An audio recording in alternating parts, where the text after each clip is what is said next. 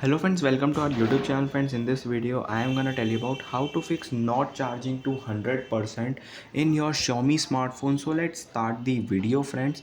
And as you can see, if you just put your charger in your this slot, and if it is not charging, then you can just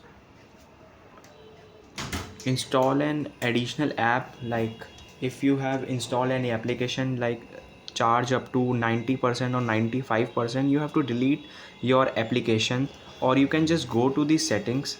Now scroll down, click on application, click on manage apps. Here are search, type here Google Play service.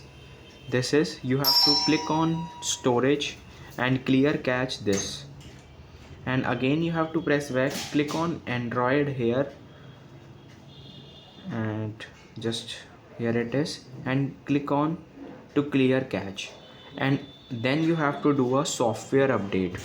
If you have not done it, just do a software update, then you have to restart your device and your problem will be solved.